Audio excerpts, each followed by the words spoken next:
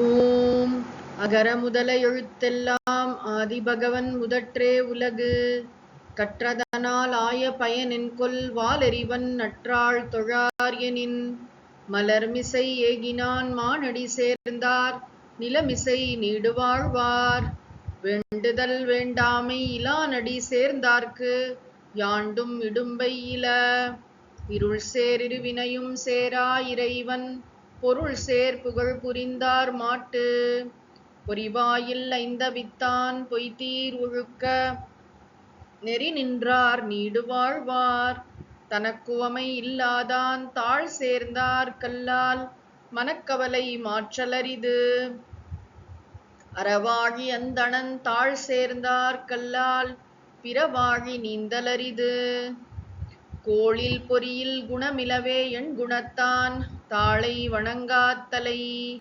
பிறவிப் பெரும் கடல் நீந்துவர் நீந்தார் இறைவனடி சேராதார். ஓம் உலக முதல்வனை வாலறிவனை வளர்மிசை ஏகியவன் தன்னை வேண்டுதல் வேண்டாமை இல்லாத இறைவனை பொறிவாயில் ஐந்தவித்தான் தன்னை தனக்குவமை இல்லாத அறவாழி அந்தணனை எண்குண இறைவனை போற்றி அமைதியான ஆனந்த ஆன்மவித்தை அருளும் ஓங்கார குருநாதர் மலர்பாதம் தலைமேற்கொள்வாம். ஓம். அனைவருக்கும் வணக்கம். திருக்குறள் பொருட்பால் வெறுவந்த செய்யாமை என்ற அதிகாரத்தில் உள்ள குறட்பாக்களுக்கு பொருள் அறிந்து வருகிறோம். அதாவது அரசன் மக்கள் அச்சப்படக்கூடிய செயல்களை செய்யக்கூடாது, மக்களை பயமுறுத்தக்கூடாது, தண்டனை கொடுக்கும் விதத்திலோ அல்லது அவனுடைய நடவடிக்கைகளோ மக்களுக்கு பயத்தை ஊட்டுவதாக இருக்கக்கூடாது. எங்கு தவறு நடந்தாலும் அதுக்கு சரியான தண்டனை கொடுக்க வேண்டுமே தவிர தண்டனை என்பது இருக்க வேண்டும். ஆனா அது அளவுக்கு மீறிய தண்டனையாக அல்லது கோபத்தில் எழுந்த தண்டனையாக இருக்கக்கூடாது. பொறுமையாக ஆராய்ந்து பார்த்து அவன் தண்டனை கொடுக்க வேண்டும். முக்கியமா உணர்ச்சிகளுக்கு வசப்படக்கூடாது. ஒரு அரசன் அல்லது தலைவன் ரொம்ப கம்போஸ்டா இருக்கணுங்கிறது இதுல இருந்து தெரிகிறது. ரொம்ப ஷார்ட் டெம்பர்டா இருக்கிறது, கண்ணா பின்னான்னு வாய்க்கு வந்தபடி பேசுறது அப்படிலாம் இருந்தா அது நல்ல தலைமை பண்பு அல்ல. கோபத்தை முறையாக கையாள தெரிய வேண்டும். கோபத்தை எப்படி ப்ராசஸ் பண்ணணும்னு தெரியணும். கோபமே இருக்கக்கூடாதுன்னு சொல்லல, கோபமே கடவுள் அப்படின்னு சொல்லியிருக்கு. மன்யுரசி மன்யும் மயி தேகி, இறைவா நீ கோபமாக இருக்கிறாய், எனக்கு கோபத்தை கொடு அப்படின்னா என்ன? அறச்சீற்றம். பாரதியார் சொல்ற சிறுமை கண்டு பொங்குவாய், அதெல்லாம் இருக்கணும். ஆனாலும் மக்கள் பெரும்பாலான மக்கள் பயப்படும் வண்ணம் ஒரு கொடுங்கோலனாக அவன் மாறிவிடக்கூடாது. யார தண்டிக்கிறோம், எவ்வளவு தண்டிக்கிறோம். முன்னாடி கூட ரொம்ப அழகா சொன்னார். பாக்குறதுக்கு ரொம்ப பெரிய இது மாதிரி அவனை விசாரணையிலேயே அவனை திருத்துறதுக்கு முயற்சி பண்ணணும். ஆக போக்கஸ் எதுல இருக்கணும்னா அவங்களை திருத்தி நல்வழிப்படுத்துறதுல போக்கஸ் இருக்கணுமே தவிர தண்டிக்கிறது பெரிய தாற்பயம் இல்லை. 6வது குறட்பா படிக்கலாம். கடுஞ்சொல்லன் கண்ணிலன் ஆயின் நெடுஞ்செல்வம் நீடின்றி ஆங்கே கெடும். கடுஞ்சொல்லன் கண்ணிலன் ஆயின் நெடுஞ்செல்வம் நீடின்றி ஆங்கே கெடும். கடுஞ்சொல்லன், திரும்பி திரும்பி இந்த வார்த்தையை நம்ம பார்க்கிறோம். ஏன்னா ஆரம்பத்திலே சொன்னார் இல்லையா, காட்சிக்கு எளியன் கடுஞ்சொல்லன் அல்ல நேல். இனியவை கூறல்ல தொடங்கி கடுமையான வார்த்தைகளை பேசுறது. அது என்ன ஆகும்னா, ஒருத்த கடுமையான வார்த்தைகள் யார்கிட்ட பேசுறதுன்னு இருக்கு. குடும்பத்தினர்கிட்ட பேசுவான், சுத்தி இருக்கிற அவனுக்கு ஏவல் செய்யக்கூடிய அவனுக்கு உதவியாளர்களிடம் அப்படி பேசுவது உண்டு. கார் டிரைவர்ல இருந்து செக்யூரிட்டில இருந்து எல்லார்கிட்டையும் தாறுமாறா பேசுறது. ஒருத்தருடைய மனித பண்பு எங்க தெரியும்னா, தன்னிடம் வேலை பார்க்கிறவங்கள்ட்ட அவர் எப்படி நடந்துக்கிறார் அப்படிங்கறத பொறுத்து. ரொம்ப முக்கியமான ஒரு தலைமை பண்பு. என்னன்னா, நம்மளை சுத்தி இருக்கிறவங்கள நம்ம எப்படி ட்ரீட் பண்றோம், அப்புறம் பொது வெளியில மக்கள்கிட்ட பேசும்போது எப்படி பேசுறோம், இதெல்லாம் ரொம்ப முக்கியம். ஒரு தலைவனுக்கு என்ன கண்ணியமான வார்த்தைகளை பயன்படுத்துதல். இன்னைக்கெல்லாம் பாத்தீங்கன்னா சோசியல் மீடியால ஒரு தலைவரை பிடிச்சிருக்கு, அது எந்த கட்சியா இருந்தாலும் சரி, மாறி மாறி கண்ணாப்பினான் கண்ணியமற்ற வார்த்தைகளால் தனிப்பட்ட முறையில எல்லாம் தாக்கி பேசுறாங்க. அதெல்லாம் தலைமை பண்பே அல்ல. அவங்க எப்படி பொறுப்புடன் செயல்பட முடியும்? அப்ப கடுமையான வார்த்தைகள் நம்ம பேசுறோம்னு சொன்னாலே நம்ம மனசுல கோபம் கொந்தளித்து கொண்டிருக்கிறதுன்னு அர்த்தம். உணர்ச்சி வசப்பட்டவர்களாக இருக்கிறோம், அறிவுபூர்வமாக சிந்திக்கவில்லைன்னு அர்த்தம். திருவள்ளுவர் என்ன சொல்கிறார்னா, கடுஞ்சொல்லன், கடுமையா பேசிடுறான். இதுக்கு முன்னாடி என்ன சொன்னார்? அதாவது அவனை பார்க்கவே முடியாது, அவன் ரொம்ப அருஞ்செவ்வின்னு சொன்னார். அவனை ஈஸியா பார்க்கவே முடியாது, அப்படியே பார்த்தாலும் என்ன அப்படின்னு கேட்டு மிரட்டி விடுவான். ஏண்டா வந்து பார்த்தோம் அவனை அப்படின்னு ஆயிடும். அப்படி இல்லாம இங்க என்ன அப்படி இருக்கக்கூடாது. இங்கேயும் என்ன சொல்றாருன்னா, கடுமையான வார்த்தைகளை பேசுபவன் கண்ணிலன். கண்ணிலன்னா திருதராஷ்டிரன் மாதிரி கண் இல்லாதவன் இல்ல, கண்ணோட்டம் இல்லாதவன். அடுத்த அதிகாரமே வரப்போகிற தாட்சிண்யம், கருணை மிகுந்த பார்வை இருக்கணும். மத்தவங்களுடைய கஷ்டம் என்னங்கிறது புரியணும், எம்பத்தைஸ் பண்ண தெரியணும். யாரோ ஒரு தொண்டன், கட்சி தொண்டனோ யாரோ இல்ல, ஒரு அரசனை பார்க்க ஒருத்தன் வந்திருக்கான், ஒரு தலைவனை பார்க்க யாரோ ஒருத்தன் வந்திருக்கானா, அவன் எவ்வளவு கஷ்டப்பட்டு ஏதோ ஒரு விஷயத்தை வேண்டிதானே வருகிறாங்க. அப்ப அவர்களை மதித்தல், மனிதர்களை மனிதர்களாக மதித்தல். கண்ணிலன்னா அவங்கள்ட்ட போய் வந்து ஈவு இரக்கம் இல்லாமல் நடந்து கொள்ளுது. நிறைய பேர் நான் பார்த்திருக்கேன், ஹெல்ப் பண்ணுவாங்க சாதாரண குடும்பத்திலேயே கூட. ஆனா ரொம்ப வந்து திட்டி அவங்கள கூனி குறுக வச்சு கொடுப்பாங்க. அது வந்து தாமச தானம்னு சொல்லப்பட்டிருக்கு. அதாவது தானம் பெறுபவரை வந்து ரொம்ப அவமானப்படுத்தி இந்தா வச்சுக்கோ அப்படின்னு சொல்லி கொடுக்கறது. இந்த ரெண்டு விஷயம் இங்க அவாய்ட் பண்ணணும்னு சொல்றாரு. ஒண்ணு வந்து கடுமையான சொற்கள், இன்னொன்னு கருணை இல்லாமல் நடந்து கொள்வது, ஈவு இரக்கம் இல்லாமல் நடந்துக்கிறது. கடுஞ்சொல்லன் கண்ணிலன் ஆயின், அப்படி ஒரு அரசன் இருந்து விட்டால் நெடுஞ்செல்வம், பரம்பரையா அவனுடைய முன்னோர்கள்லாம் சேர்த்து வச்சிருப்பாங்க செல்வம், நெடுஞ்செல்வம். இப்போ நம்ம திருதராஷ்டிரனோட இதுலயே பாக்குறோமே, துரியோதனன், அவன்லாம் எப்படி பேசுறான், கிருஷ்ணர்ட்டே எப்படி பேசுறான். அப்ப அவங்களுடைய பரம்பரையா எவ்வளவோ வச்சிருந்தாங்க. அவங்க வந்து பாத்தீங்கன்னா ஹஸ்தினாபுரம் அப்படி சொல்லுவாங்க. ஹஸ்திங்கிற ராஜா வந்து அவங்களுக்கு எத்தனையோ தலைமுறை முன்னாடி இருந்தவராம். ஆனா அது எல்லாம் என்ன ஆச்சுன்னா, நெடுஞ்செல்வம், நீண்ட காலம் பரம்பரையாக சேர்த்து வைத்த அந்த செல்வம் எல்லாம் நீடின்றி, அது வந்து வளர்ச்சியின்றி ஆங்கே கெடும், விரைவில் கெட்டு போய்விடும். செல்வம்ங்கிறது இங்க எதன் குறியீடுனா அரசாட்சி. அவன் அதுக்கப்புறம் பவர்ல இருக்க முடியாது, அவன் புகழுடன் விளங்க முடியாது, அதோட முடிஞ்சு போச்சு. அதாவது மக்களுடைய மனசு கசந்து போயிடுச்சு, ஒரு கசப்புணர்வு, இவ்வளவுதானா அப்படின்னு அடுத்த முறை வருவதற்கான ஒரு இதுவே இருக்காது. அதாவது அவன்கிட்ட போகணும், ஒரு ஃபேவர் கேட்டு போக கூட அவங்களுக்கு பிடிக்காது. இது எந்த நிலையும், அரசியல் தலைவர்கள் தான் இல்ல, எந்த நிலையில யாரா இருந்தாலும் ஒருத்தட்ட உதவி கேட்க போறதுக்கே வந்து தயக்கம் வந்துடும். ஐயோ அவர்லாம் போக வேண்டாம், கண்ணாப்பினான்னு பேசுவாரு, வாய்க்கு வந்தபடி பேசுவாரு, ஒரு இரக்கமே இல்லாம நடந்துப்பாரு, வேண்டாம் அப்படின்னு மனசு இதுவாயிடுறாங்க இல்லையா. எவ்வளவு கஷ்டம். அதாவது மக்களுடைய மனசுல வந்து அதாவது இதுக்காக நம்ம முயற்சி பண்ணோம்ல, அங்கங்க ஏதோ நல்லது செஞ்சுட்டு இருந்தோம் அப்படின்னு சொன்னா அது தெரியாது. நம்மளால என்ன முடியுமோ செய்யணும், முடியலன்னா சாரி என்னால முடியல, இவ்வளவுதான் முடியுதுன்னு சொல்லலாம். ஆனா கடுமையா பேசுறதுக்கு நமக்கு ஒரு ரைட்டும் கிடையாது. அது ஒரு form of violence, verbal violence. அதாவது திருவள்ளுவர் நிறைய இடத்துல சொல்றாரு இந்த விஷயத்த. யார்கிட்ட நமக்கு செல்லுபடி ஆகுமோ அங்க போய் நம்ம கத்துறது. நமக்கு மேல இருக்கிற ஆள்லாம் கம்முன்னு வாழை சுருட்டிட்டு இருப்போம்.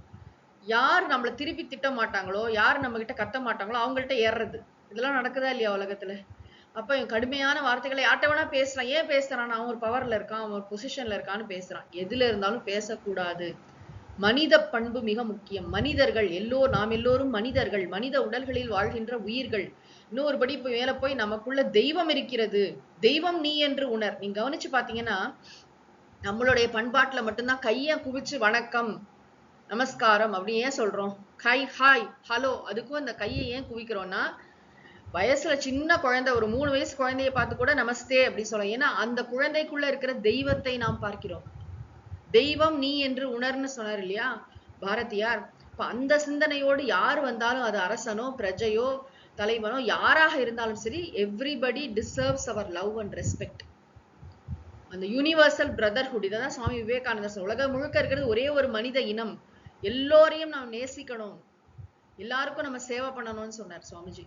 ஆக அந்த இதை மனசுல வச்சுக்கணும். தவிர இங்க என்ன ரெண்டு முக்கியமான விஷயம், நமக்கு என்ன நம்ம குழந்தைங்களுக்கே சொல்லித்தர வேண்டிய விஷயம், அதாவது ஹார்ஷா பேசாத, கடுமையான வார்த்தைகளை எடுத்தெறிஞ்சு பேசாத, அதான் கடுஞ்சொல்லன். அப்புறம் கண்ணிலன்னா ஈவு இரக்கம் இல்லாம நடந்துக்கிறது. இது ரெண்டும் இருந்தா ஒரு அரசன் நீண்ட காலம் அந்த பொறுப்பில் இருக்க முடியாது அப்படின்னு இந்த குறட்பால சொல்லியிருக்காரு. அடுத்தது, கடுமொழியும் கையிகந்த தண்டமும் வேந்தன் அடுமுரண் தேய்க்கும் அறம். கடுமொழியும் கையிகந்த தண்டமும் வேந்தன் அடுமுரண் தேய்க்கும் அறம். கடுமொழி, இந்த கடுமொழியை விட மாட்டேங்கிறார் அவர். கடுமையா பேசக்கூடாதுங்கிறதுக்கு எவ்வளவு குறட்பா சொல்லி, இதை மட்டும் தனியாவே எடுக்கலாம் போல இருக்கு. அதாவது சொற்கள் அவ்வளவு முக்கியம். நீங்க பேசாம கூட இருந்துடலாம், ஆனா கடுமையான வார்த்தைகளை பேசுறீங்க, என்னையா உண்டு இல்ல, எவ்வளவோ நலத்திட்டங்கள்லாம் பண்றாங்க. ஆனா ஒரு அமைச்சர் வந்து மக்கள்கிட்ட மரியாதை இல்லாம பேசுறார், ஒரு ஓசி தானே, அது எவ்வளவு வலிக்குது. மக்கள் வந்து ரொம்ப அது வந்து வருத்தப்படுறாங்கல்ல.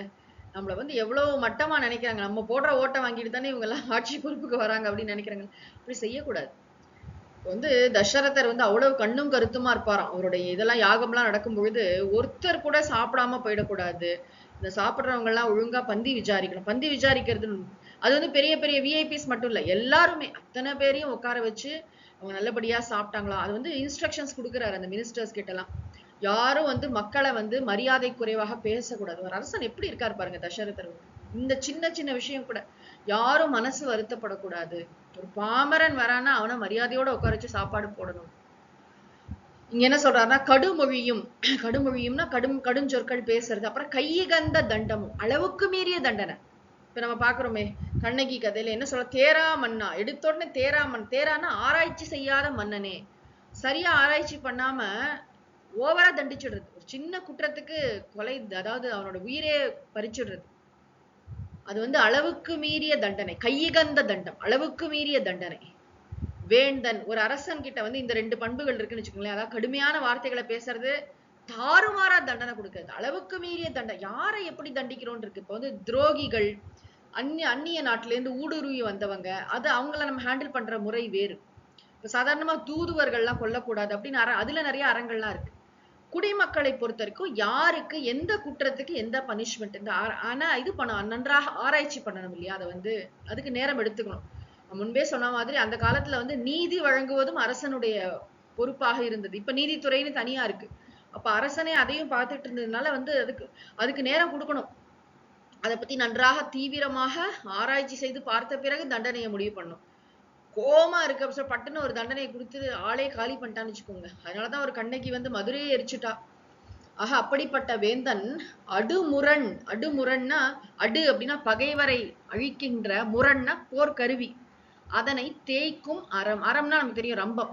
ஒரு ரம்பத்தை வச்சு போர்க்கருவியை நம்ம வந்து கட் பண்றோம்னா என்ன அர்த்தம், அதை வந்து இவனுடைய ஆற்றலை இழக்க செய்கிறது. மறைமுகமான பொருள் என்னன்னா, இந்த அரசனுக்கு வந்து வெளியில இருந்தெல்லாம் பகைவர் வர வேண்டாம், இவன் பாவத்தை சம்பாதிக்கிறான். அந்த மக்களின் கண்ணீர், மக்களின் வேதனை, அதனால வந்து அவன் இங்கேயே பகைவர்கள் அவனுக்கு உருவாயிடுறாங்க. அதனால வந்து இவனுக்கு வெளியில இருக்கிற பகைவர்களை இவன் வந்து ஹேண்டில் பண்ண முடியாம போயிடும். இவனுடைய போர் வலிமை குறையும். மறைமுகமான பொருள் என்ன அப்படின்னா, இவன் வந்து நல்ல கூர்மையான ஆயுதங்களுடன் போர் செய்து நல்ல வல்லமை மிக்கவனாக போர் புரிய முடியாது.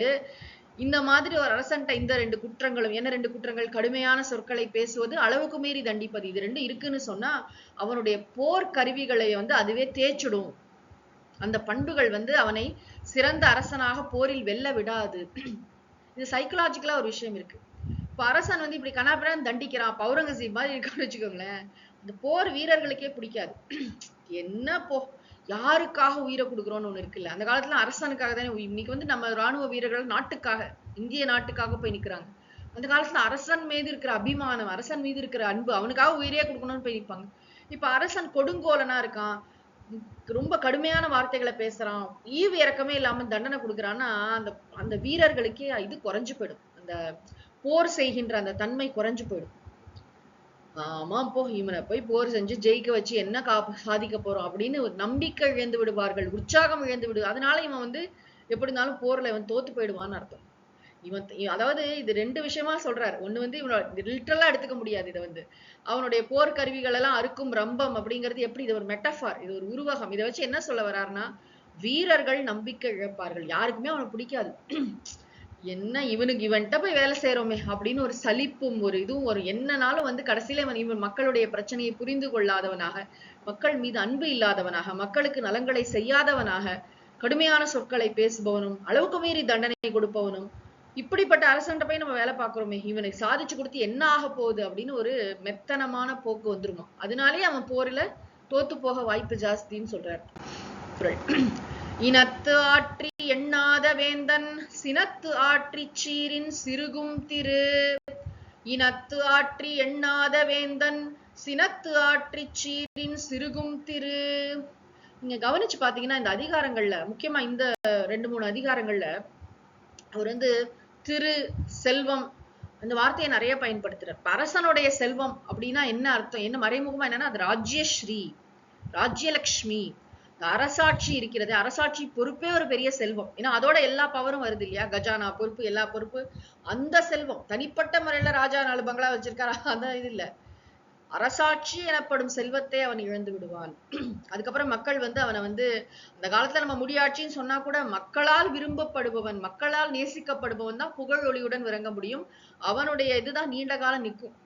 நம்ம பார்க்கலாம், நிறைய அதுக்கு சரித்திரத்துல ஏகப்பட்ட சான்றுகள் சொல்ல முடியும். இங்க என்ன சொல்றாருன்னா, இனத்து ஆற்றி எண்ணாத வேந்தன். வேந்தன் ஒரு அரசன்.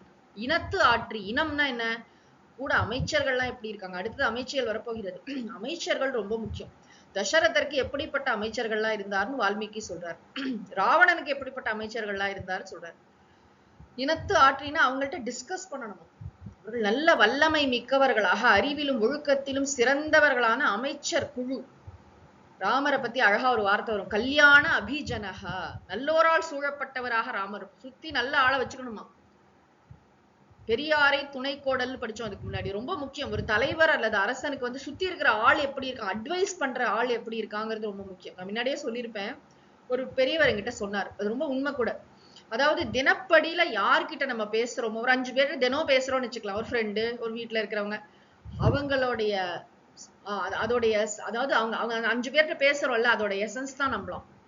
நம்மளோட சிந்தனை எப்படி இருக்கும்னா, அந்த 5 பேருடைய தாக்கம் நம்முடைய சிந்தனையில் நிறைய இருக்கும். அதனால ஒரு அரசனது தலைவன் சும்மா ஒரு ஃப்ரெண்டு அப்படின்னு சொல்லிட்டு எவனையோ ஒருத்தனை ஃப்ரெண்டா வச்சுக்கிறது பின்னாடி இந்த அதிகாரத்தை சொல்ல போறது. அப்போ அமைச்சர்கள் வயதில் மூத்தவர்களாக இருப்பார்கள், அனுபவம் மிக்கவர்களாக இருப்பார்கள். அப்படிப்பட்ட வசிஷ்டர்லாம் எப்பொழுது இருக்கார். ஆஹா, அவங்களோட இது ஆலோசனையை கேட்டு நடத்தல். இப்ப ராமர் ராமரை யுவராஜா பட்டாபிஷேகம் பண்ண தானா டிசைட் பண்ணல. அமைச்சரவையை கூட்டுறார், முடியாட்சி தான். ஆனாலும் மக்கள் கருத்தை கேட்கிறார், வசிஷ்டர்கிட்ட கேட்கிறார், எல்லாத்தையும் கேட்டுதான் டிசைட் பண்றார். அதே நீங்க பாத்தீங்கன்னா ராவணன் சீதையை கொண்டு வச்சது அயோக்கியத்தனம். ஆனாலும் என்ன பண்றா, பேசவே விடுறது இல்ல. அந்த ராவணனுடைய சபையில மந்திரிகள்லாம் வாயே திறக்கிறது இல்லை, எக்ஸப்ட் விபீஷணன். விபீஷணன் ஒரு ஆள் தான் எதிர்த்து பேசுறானே தவிர அவங்க எல்லாம் ஆமா ஆமா ஆமான்னு மண்டையை ஆட்டிட்டு போறாங்க. ஏன்னா எதிர்த்து பேசினா பிடிக்காது. வெறுவந்த செய்யாமைக்கு சரியான எக்ஸாம்பிள் ராவணன் தான். பேச விட மாட்டான், பேசினா சிரச்சேதம் பண்ணிடுவான். தெரியும், மனசுக்கு தெரியும் இது பண்றது அயோக்கியத்தனம் தெரிஞ்சா கூட எதிர்த்து தைரியமா ஒரு வார்த்தை சொல்ல முடியாது அந்த அமைச்சர்களால். தம்பிங்கிற காரணத்தினாலையும் ரொம்ப தர்மிஷ்டன்கிற காரணத்தினாலையும் விபீஷணன் வாய் திறந்து பேசுறார், அவ்வளவுதான். இங்க என்ன சொல்றார், இனத்து ஆற்றி அப்படின்னா தன்னுடைய இனமாகிய தன்னுடன் இருக்கக்கூடிய அமைச்சர்களுடன் ஆற்றினா அவர்களுடன் கலந்து ஆலோசித்து எண்ணாத, அதை நன்றாக ஆராய்ச்சி செய்யாத வேந்தன். ஒரு கேஸ் வந்திருக்கு, ஒரு வழக்கு வந்திருக்கு அப்படின்னா அதை பற்றி அமைச்சர்களுடன் அவன் ஆலோசனை செய்ய வேண்டும். ஒவ்வொருத்தருடைய கருத்தையும் கேட்கணும். ஒரு 8 அமைச்சர்கள் இருக்காங்கன்னா ஒவ்வொருத்தையும் வேற வேற கோணத்துல. ஏன்னா இங்கதான் ஒரு முக்கியமான விஷயத்தை நம்ம கவனிக்கணும். மனித புத்தி, ஹியூமன் இன்டெலெக்ட்னு சொல்றோம் இல்லையா, இதுக்கு சில குறைபாடுகள் இருக்கு. எவ்வளவு பெரிய ஆளா இருந்தாலும் சரி, சில நேரம் பாத்தீங்கன்னா அது கண்ணை மறைச்சிடும். அதனாலதான் இந்த மாதிரி சிஸ்டம்ஸ் எல்லாம் வச்சிருக்காங்க. ஒருவேளை ராஜாக்கே அது மனசுல படலைன்னா கூட டக்குன்னு ஒரு மந்திரி எடுத்து கொடுப்பார். இல்ல இப்படி யோசிச்சு பாருங்க, அப்படி யோசிச்சு பாருங்க. அப்ப கலந்து ஆலோசிக்கும் போதுதான் ஒரு முடிவுக்கு என்ன தண்டனை, எப்படி இதை அணுகணும், எவ்வளவு தூரம் விசாரிச்சிருக்கோம், எல்லாம் தெளிவா புரியும். அதெல்லாம் செய்யாம இனத்து ஆற்றி எண்ணாத வேந்தன், மந்திரிகளுடன் கலந்து ஆலோசித்து முடிவு செய்யாத அரசன் சினத்து ஆற்றி கோவம் வந்தது, உடனே ஒரு தீர்ப்பை கொடுத்தான். இல்ல தன்னோட வாளை எடுத்து வெட்டிட்டான், அவ்வளவுதான். இந்த மாதிரி அரசர்கள்லாம் பாக்குறோம் இல்லையா, அவனை சிறைச்சேதம் செய்யுங்கள் அது கூட சொல்ல மாட்டாங்க, இவங்களே வாள் எடுத்து வெட்டிடுவாங்க. சினத்து ஆற்றி, அதான் கோபத்தினால் செயலில் இறங்கி, சீரின்னா கடுமையா பேசுறான் இல்ல ஆக்ஷன் எடுக்கிறான் அப்படின்னா, சிறுகும், திருன்னா அவனுடைய இருக்கக்கூடிய செல்வம் குறையும். அவன் விரைவில் அரசாட்சி பொறுப்பிலிருந்து விலகி விடுவான். அவனுக்கு அதுக்கு மேல அந்த செல்வம் ராஜ்யலட்சுமி அவனிடத்தில் இருக்க மாட்டாள் அப்படின்னு அர்த்தம்.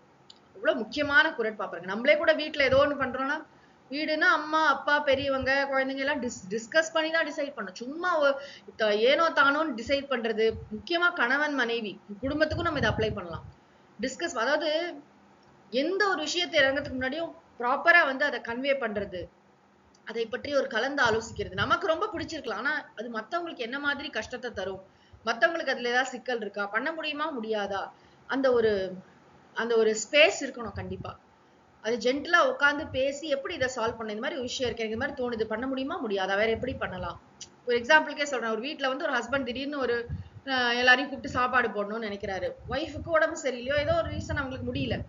அப்ப எப்படி பண்ணலாம், எனக்கு கண்டிப்பா பண்ணிதான் ஆகணும்னா சரி வெளியில இருந்து சாப்பாடு வர வைக்கலாம். இது டிஸ்கஸ் பண்ணாதானே தெரியும். அவர் பாட்டுக்கு திடீர்னு அனௌன்ஸ் பண்றாருன்னு வச்சுக்கலாம். நாளைக்கு காலையில 10 பேர் வராங்க அப்படின்னு இந்த வைஃப் என்ன ஆவாங்க? இது வந்து சின்ன விஷயம். இங்க வந்து அரசனை பத்தி சொல்றாரு. அவன் வந்து சரியாக கலந்து ஆலோசிக்காமல் மந்திரிகளுடன் கலந்து அவனே முடிவெடுத்துறான். முக்கியமா இங்க உயிர் பலி. உயிர் போனா திரும்பி வருமா? ஒரு ஏதோ சின்னதா ஒரு திருடி இருக்கான், அவனை போய் வந்து கொலை குத்தமா? ஒரு சிலம்ப திருடினவனுக்கு போய் கொலை குத்தமா? அது சரியா ஆராய்ச்சி பண்ணாம அது அதுல இருந்து அது ஒரு எக்ஸாம்பிளா நம்ம சொல்றோம். அந்த மாதிரி எத்தனை விஷயங்கள். அதாவது இது வந்து இதுல கூட சொல்லுவாங்க இல்லையா, 1000 குற்றவாளிகள் தண்டிக்கப்பட்டாலும் ஒரு நிரபராதி தண்டிக்கப்படக்கூடாது அப்படின்னு சொல்லுவாங்க. நிரபராதியை தண்டிச்சா அதுக்கு மேல எவ்வளவு ஒரு கஷ்டம் அது வந்து. சினத்து ஆற்றி சீரின், கோபத்தினால் அவன் முடிவு செய்தான். சீரின்னா என்ன? எரிஞ்சு விழறான், கோவப்படுறான், கோபத்தினால ஏதோ ஒரு ஆக்ஷன் எடுக்கிறான்னா திரு சிறுகும், அவனுடைய செல்வமானது குறைந்து விடும். அடுத்த குறள். செருவந்த பொழுதில் சிறை செய்யா வேந்தன் வெறு வந்து வெய்து கெடும். செருவந்த பொழுதில் சிறை செய்யா வேந்தன் வெறு வந்து வெய்து கெடும். சிறை செய்யா வேந்தன், வேந்தன்னா அரசன். சிறை செய்யானா உரிய பாதுகாப்பு நடவடிக்கைகளை எடுக்காத அரசன். இப்ப தன்னை காப்பாத்திக்கணுமா இல்லையா? அதாவது இவன் என்ன செய்வான், இந்த ஓவர் இமோஷனல் பர்சனாலிட்டியா இருக்கிறவன் இந்த பாதுகாப்புல கோட்டை விடுவான். நம்ம ராவணன் விஷயத்தை இதை பார்க்கலாம். ராவணன் வந்து ரொம்ப பெரிய பலசாலி தான், பெரிய அரசன் தான், பேரரசன், சந்தேகம் இல்லை. ஆனா அவனை வந்து சூர்பனகை எப்படி தெரியுமா திட்டுறா? சொல்றா, என்னமோ உன்னோட அரசாட்சி பொறுப்புல இருக்கு ஜனஸ்தானம் சொல்றாங்க, இத்தனை பேரை ஒருத்தன் வந்து கொண்டிருக்கான், அது கூட உனக்கு தெரியல, நீ எல்லாம் என்ன அரசன்? அப்படிதான் கம்ப்ளைண்டோட தான் சூர்பனகை போய் சீதையெல்லாம் பத்தி சொல்றா. ஃபர்ஸ்ட் ராவணன்ட்ட போய் சூர்பனகை பேசும்பொழுது இந்த கரண் தூஷணன் இவங்களெல்லாம் காலி பண்றாரு இல்லையா ராமர், இந்த விஷயத்த சொல்லி இது கூட உனக்கு தெரியலையே அப்படிங்கிற. என்னுடைய ராஜ்யம்னா அதுல என்னெல்லாம் நடக்குது, கண்ணு மாதிரி எப்படி வந்து எனக்கு 2 கண்ணு இருக்கோ 2000 கண்ணு மாதிரி எங்க பார்த்தாலும் ஸ்பை வச்சு பார்க்கணும். அரசன் வந்து அப்படிலாம் அலர்ட்டா இருக்கணும். எங்க என்ன நடக்குது, எங்க என்ன நடக்குதுங்கெல்லாம் தெரிஞ்சுக்கணும். அப்ப சிறை செய்யா வேந்தன்னா உரிய பாதுகாப்பு நடவடிக்கைகளை தனக்கோ தன்னுடைய கோட்டை தன்னுடைய மக்கள் எல்லா விதமான பாதுகாப்பு தான். சிறை செய்யா வேந்தன் வெறு வந்த பொழுதில்னா என்ன? ஒரு துன்பம் வந்த காலத்துல அவன் வந்து சரியா பாதுகாப்பு நடவடிக்கைகளை எடுக்காத அரசன் செரு வந்து வெய்து கெடு. மாத்தி படிக்கணும். செரு வந்துனா துன்பம் வர காலத்துல, வெய்துனா விரைந்து கெட்டு விடுவான். இது நம்ம இந்த காலத்திலயும் எடுத்துக்கலாம். மழை வரப்போகுது அப்படின்னா எப்ப தூர் வாடுறது, எப்ப இந்த இந்த மழை நீர் வடிகால் பணிகள்லாம் செய்யுது. வருஷம் அது ஒரு கேள்வி இருக்கா? இத்தனை 1000 கோடி ஒவ்வொரு அரசாங்கமும் ஒண்ணு சொல்றாங்க. ஆனா தண்ணீர் வடிஞ்ச பாடு இல்ல. அப்ப வந்து இந்த மாதிரி வேலைகள்லாம் எப்ப செய்யணும்? பாதுகாப்பு நடவடிக்கைகளை எப்ப செய்யணும்? ஏதாவது மழை காலம் தான், அதுக்கு சும்மா ஒரு கூட்டம் போடுறது இல்லை. ஃபார் லுக்கிங்னஸ், எப்போது இதை பத்தி மக்களை பற்றியே சிந்திக்கின்ற தலைவர்கள் வேண்டும். அதாவது எல்லாரும் எதை பத்தி அதிகாரம், பவர், ஒரு பெரிய ஆளு அப்படின்ற அது பயங்கரமா அதுல ஒரு இது இருக்கே தவிர, அதை விட ரொம்ப முக்கியம்னா அது எனக்கு கொடுக்கப்பட்ட பொறுப்பு, அது நான் மக்களுக்கு செய்கின்ற சேவை அப்படிங்கிற ஆட்டிடியூட் இருந்தா எவ்வளோ நல்லா பண்ணலாம். ரொம்ப ரொம்ப நல்லா பண்ணலாம். நல்லபடியா பண்ணணும். யார் ஆட்சிக்கு வந்தாலும் சரி நல்லபடியா நடக்கணும்னு பிரார்த்தனை தான் பண்ண முடியும் நம்மளால. என்ன சொல்றோம் இந்த குறள்ல? என்ன சொல்றாருன்னா, சரியாக பாதுகாப்பு நடவடிக்கைகளை செய்து கொள்ளாத அரசன் இப்ப பாரு யார்ட்டையோ கோச்சிட்டு கத்திட்டு இதே பண்ணிட்டு இருக்கான். யாராவது இப்போ ஒரு அமைச்சரே வந்து சொல்றாருன்னு வச்சுக்கலாம், மன்னா இதை பண்ணிடலாம் போயா அப்படின்னு சொல்லிட்டு தெரிஞ்சு விழறானா அடுத்த வாட்டி அவர் போய் சொல்லுவாரா? அப்ப இவனோட மூடை பார்த்து பேசும். வீட்லயே அப்படிதான். அவங்க என்ன மூட்ல இருக்காங்கன்னு பார்த்து பேசுறது. இது வந்து சரிப்பட்டே வராது. ஒரு அரசன் அப்படின்னா ஆக்சசிபிலிட்டி ரொம்ப முக்கியம். அவரிடம் அணுகி ஒரு விஷயத்த சொல்லக்கூடிய ஒரு ஃப்ரீடம் இருக்கணும் நமக்கு வந்து. அவர் என்ன தப்பா நினைச்சுக்க மாட்டார், திட்ட மாட்டார், நினைச்சாதான் சொல்லுவாங்க. ஆலோசனை சொல்றதை நிறுத்திடுவாங்க. அதுக்கப்புறம் ஐயா அந்த ஆள்கிட்ட போய் யார் பேசுறது, ஏதோ பண்ணிட்டு போட்டோம் அப்படின்னு விட்டுருவாங்க. அப்படி இல்லாம தலைமை பொறுப்புல இருக்கிறவங்க கேட்கணும். ஒரு குழந்தை சொன்னா கூட நம்ம கேள்விப்பட்டிருப்போம் இல்லையா? ஆப்ரஹாம் லிங்கன் வாழ்க்கையில ஒரு சின்ன சிறுமி சொல்றா. அது ரொம்ப அழகா அது வந்து வரும் அந்த இதுல வந்து. அவ சொல்றான்னு சொல்லிட்டு அவர் வந்து எலெக்ஷன்ல ஜெயிக்கிறதுக்கு முன்னாடி ஒரு ஊர்ல, அதான் யாரு சொன்னா என்ன ஆலோசனை சொல்றது. அப்ப இவன் வந்து வலிய போய் கேட்கணும். அமைச்சரவையை கூட்டி இப்ப என்னெல்லாம் முக்கியமா இப்ப இம்மீடியட்டா ஆக்ஷன் எடுக்க வேண்டியது என்ன, 6 மாசம் கழிச்சு ஆக்ஷன் எடுக்க வேண்டியது, அது இப்பயே ஆரம்பிச்சாதான் அந்த வேலையை அப்ப முடிக்க முடியும். அதெல்லாம் பிளானிங் எல்லா நேரமும் இதுலதான் போக்கஸ் இருக்கணும். தெரியும் எல்லாரையும் திட்டுறது, எல்லாரையும் கடுகடுன்னு விழுறது. சில பேர் விப்பிங் பாய் மாதிரி இதுக்குன்னே ஒரு ஆள் வச்சிருப்பாங்க. நீங்க பாத்தீங்கன்னா திட்டுறதுக்குன்னு ஒரு ஆள் இருப்பாங்க கூட. அவனை நல்லா திட்டுவா, அதுக்கப்புறம் காசை கொடுப்போம். அது வீக்னஸ். சில பெரியவங்கள்ட்ட நான் பாத்திருக்கேன். அது காசை வாங்கி நல்லா அவன் சந்தோஷமா இருப்பான். ஏன்னா எந்த அளவுக்கு திட்டுறாரோ அந்த அளவுக்கு காசு கிடைக்கும். இப்படிலாம் நிறைய சைக்கலாஜிக்கல் ப்ராப்ளம் இருக்கிறவங்க எல்லாம் தலைமை பண்புல இருந்தா அந்த மக்களுடைய நிலை என்ன? இப்ப இந்த குறள்ல என்ன சொல்றாரு அப்படின்னா, துன்பம் வந்த காலத்துல வந்து சரியாக பாதுகாப்பு நடவடிக்கைகளை எடுக்காத அரசன் என்ன செய்வானா, விரைவில் அழிந்து விடுவான். கடைசி குறட்பா. கல்லார் பிணிக்கும் கடுங்கோல் அது வல்லது இல்லை நிலக்குப் பொறை. கல்லார் பிணிக்கும் கடுங்கோல் அது அல்லது இல்லை நிலக்குப் பொறை. கடுங்கோல், கடுங்கோல்னா என்ன? கொடுங்கோலனா இருக்கக்கூடிய அரசன் என்ன பண்ணுவானா, கல்லார் பிணிக்கும். கல்லார்னா கொஞ்சம் கூட அறிவோ ஒழுக்கமோ இல்லாத மனிதர்கள். கல்லார்னா இங்க படிப்பறிவு இல்லாதவர்னு மட்டும் அர்த்தம் கிடையாது, அது ரொம்ப பின்னாடி வந்த அர்த்தம். கல்லார் அப்படின்னு சொன்னா பண்பாடு அற்றவர்கள், அறிவும் ஒழுக்கமும் இல்லாதவர்கள், சரியாக சிந்திக்கக்கூடிய ஆற்றல் இல்லாதவர்கள். ரவுடி ஒரே வார்த்தையில சொன்னா அப்படி வார்த்தை வச்சுக்கலாம். கல்லார் பிணிக்கும், பிணிக்கும்னா அவங்களுக்கு தன் கூட சேர்த்து வச்சுப்பான். அதாவது இந்த அரசன் அல்லது தலைவன் யாரோட கூட்டு வச்சிருக்கான், அவனை சுத்தி இருக்கிற 5-6 பேர் முக்கியமான ஆள் யாரு, நீங்க எல்லாம் ஒவ்வொருத்தரும் ஆராய்ச்சி பண்றாங்களே, இந்த தலைவர் கூட இருக்கிறவன் யாரு, அவனுடைய சொத்து மதிப்பு என்ன, அவனுக்கு எங்கே இருந்து வந்தது சொத்து, அவன் யாரு இவன் யாரு, ஒவ்வொருவருடைய பின்புலம். இன்னைக்கு அதுல நிறைய உண்மை செய்திகள், நிறைய உண்மைக்கு புறம்பான செய்திகள் எல்லாமே இருக்கு. ஆனா பொதுவா ஒரு அரசன் அல்லது தலைவன் எப்படிப்பட்ட ஆட்களை தன்னுடன் வைத்துக் கொள்ள வேண்டும்னு இருக்கு. இவன் வந்து இந்த மாதிரி வந்து சமூகத்திற்கு தீங்கை விளைவிக்கின்ற மனிதர்களை தன்னுடன் வைத்துக் கொண்டால் அது அல்லது, அதை தவிர நிலக்கு பொறை இல்லை. அதுவே பூமிக்கு அதுதான் பெரிய பாரம், அதை விட பெரிய பாரம் ஒண்ணும் இல்லை. அப்படின்னு என்ன அர்த்தம்? அந்த அரசன் மக்களுக்கு எந்த நல்லதும் செய்ய மாட்டான். அவன் கூட கேளிக்கைகளிலும் வெறும் இந்த இதுல ஈடுபடுற மனிதர்கள் தான் இருப்பாங்களே தவிர. ஏன்னா திருவள்ளுவர் இந்த விஷயத்த ரொம்ப கவனமா பல இடங்கள்ல சொல்றதை நீங்க கவனிச்சிருக்கலாம். என்னன்னா, அதாவது ஒரு ஏழை கிட்ட பணம் இல்ல, பணம் இல்லாத ஒரு ஏழை இருக்கான், அவனா நல்லா படிச்சிருக்கான், ஆனா ஏழையா இருக்கான், அது பிரச்சனை இல்லை. ஆனா படிக்காதவன், படிக்காதவன் இந்த சென்ஸ் பண்பு இல்லாதவன், அவன் கிட்ட பெரும் செல்வம் சேர்ந்தது, இல்ல சரியாக அறிவை பயன்படுத்த தெரியாத மூடன், அதாவது முட்டாள்தனமான முடிவுகளை எடுக்கக்கூடியவன், எதுக்கு முக்கியத்துவம் தரணும்னு தெரியாத ஒருத்தன், அவன் வந்து ஏதோ ஒரு துறைக்கு அமைச்சர் ஆயிட்டான்னு வச்சுக்கலாம். அப்ப அவனுக்கு என்ன புரியும், அவன் என்ன நலத்திட்டங்களை செய்வான்? அப்ப வந்து அதனால கெடுதல் தானே விளையும். அது வந்து ரொம்ப கெடுதல். அதாவது நல்ல என்ன, நல்லார்கண்பட்ட வறுமையின் இன்னாதே கல்லார்கண்பட்ட திரு. இந்த படிக்காதவங்க கிட்ட சேர்ந்த செல்வம் வந்து மக்களுக்கு அவ்வளவு கெடுதலை உண்டு பண்ணும் அப்படின்னு முன்னாடியே நம்ம படிச்சோம்.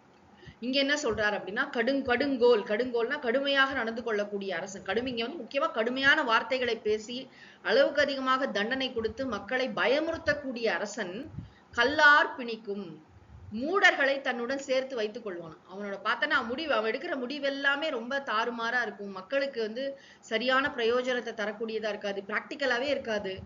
யார் உனக்கு அட்வைசரி போர்டு எவ்வளவு முக்கியம். ஒரு அரசனை சுத்தி இருக்கிற அந்த இதுல இருக்கிறவங்க, பேனல்ல இருக்கிறவங்க எப்படி இருக்கணும்? அதுக்காக வந்து IAS படிச்சவங்க தான் சொல்லுவாங்க. சாதாரண ஒரு ஆளுக்கு கூட இந்த மாதிரி ஞானம்லாம் இருக்கும், அதை நம்ம மறுக்க முடியாது. ஒரு கிராமத்துல இருக்கிற ஆளு கூட காமன் சென்ஸ் அதிகமா இருக்கும், அது வேற. இங்க சொல்றது வந்து பண்பாடு இல்லாதவர்கள், முக்கியமாக நல்ல அதாவது நன்றாக சிந்திக்கக்கூடிய ஆற்றல், முக்கியமா மக்கள் நலனில் விருப்பம் இதெல்லாம் இல்லாம அவனே ஒரு சுருட்டுற ஒரு டெண்டன்சி உடையவன், இன்னும் எப்படி எல்லாம் கொள்ளடிக்கலாங்கிறதுக்கு வழி சொல்லி கொடுப்பான். அப்படிப்பட்ட ஒரு ஆளை கூட வச்சுக்கிறான். கல்லார்னா இந்த இடத்துல அப்படித்தான் நம்ம அர்த்தம் பண்றோம். கடுங்கோல் கல்லார் பிணிக்கும். கடுங்கோல் அரசன் என்ன பண்ணுவான்னா, பண்பற்றவர்களை, சமூகத்திற்கு தீங்கு செய்பவர்களை தன்னுடன் வைத்துக் கொள்வான். அது அல்லது அதை காட்டிலும் நிலக்கு பொறை இல்லை. நிலக்குனா பூமிக்கு, பொறைனா என்ன, பாரம் இல்லை. அதை காட்டலாம், அது வந்து பொறுக்கவே முடியாது, பூமியால தாங்க முடியாத பாரம், இவனெல்லாம் சுமக்கணுமா அப்படின்னு பூமி தாயே வருத்தப்படுவாளாம்.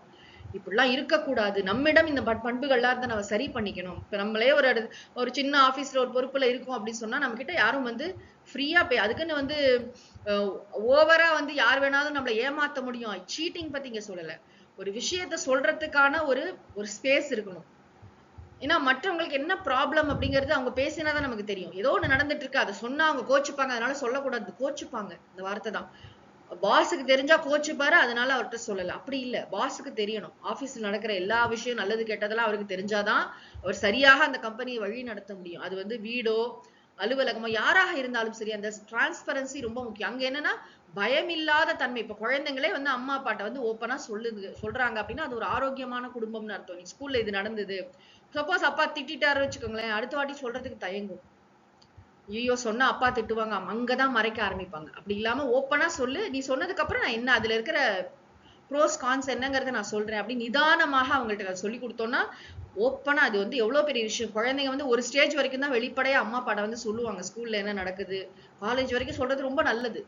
ஏன்னா, அப்ப அது சொல்றதுக்கான ஸ்பேஸ் இல்ல. அவங்க கோச்சுப்பாங்க அப்படிங்கும்போது, அது நல்லது நடந்தா ரொம்ப சந்தோஷம். வேற ஏதாவது கெட்டது விஷயங்கள் நடக்குது, அத வந்து மறைக்கிறாங்க. ஸ்கூல்ல யாரோ ஒரு பையன் வந்து ட்ரக்ஸ் சாப்பிடுறான். யாரோ ட்ரக் எல்லாம் வச்சிருக்காங்கன்னா, அப்ப இத வந்து உடனே வந்து ஸ்கூலோடைய நிர்வாகத்துக்கு தெரிவிக்க வேண்டியதோ, பேரண்ட்ஸ்க்கு சொல்ல வேண்டியது எவ்வளவு முக்கியமான விஷயம். இதெல்லாம் மறைக்க ஆரம்பிச்சுருவாங்க. இப்ப எந்த இடத்துல பயம் இருக்கோ, அந்த இடத்துல நிறைய தவறுகள் நடக்கவும் வாய்ப்பு இருக்கு. பயம் இல்லாத ஒரு இன்னைக்கு கூட நம்ம வந்து ஒண்ணு நினைச்சோம்னா போய் சொல்றதுக்கான ஒரு ஃப்ரீடம் இருக்கணும். அது இருந்தாதான் நல்லபடியா அது அரசாட்சியோ, குடும்பமோ, அலுவலகமோ எல்லாமே சிறப்பாக நடக்கும். இத்துடன் இந்த அதிகாரத்தை நாம் நிறைவு செய்கிறோம்.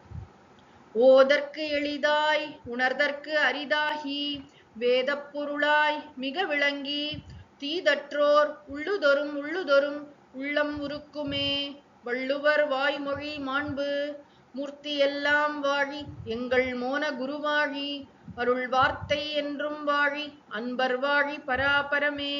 ஓம் சாந்தி ஷாந்தி ஷாந்திஹி.